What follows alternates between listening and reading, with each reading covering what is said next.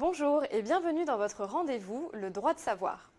Aujourd'hui, je voudrais vous parler de quelques règles indispensables qu'il faut connaître concernant le contrat de travail. Je vous propose d'aborder dans cette vidéo les points clés suivants. Tout d'abord, qu'est-ce qu'un contrat de travail? Puis, à quoi il sert? Et enfin, nous verrons quel est son contenu.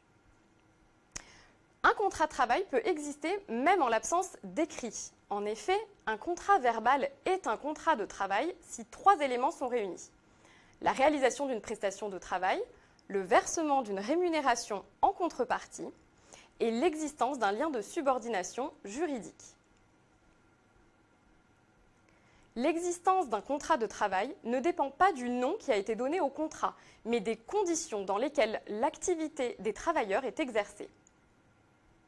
La subordination juridique, c'est donc le critère essentiel.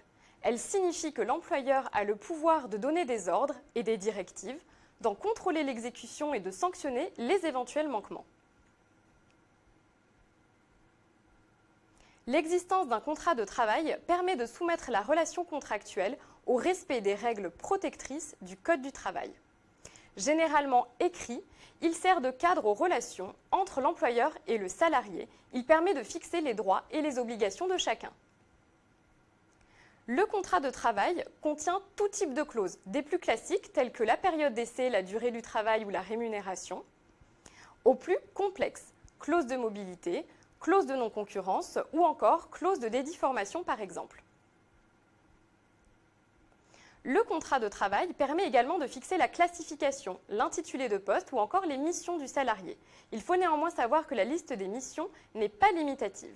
Il peut être demandé au salarié d'accomplir des tâches qui n'y sont pas mentionnées si elles sont liées à son poste et à sa qualification. La fiche de poste du salarié peut être insérée directement dans le contrat ou lui être annexée. En conclusion, le contrat de travail, c'est le fondement de la relation professionnelle qui est nouée entre un salarié et son employeur.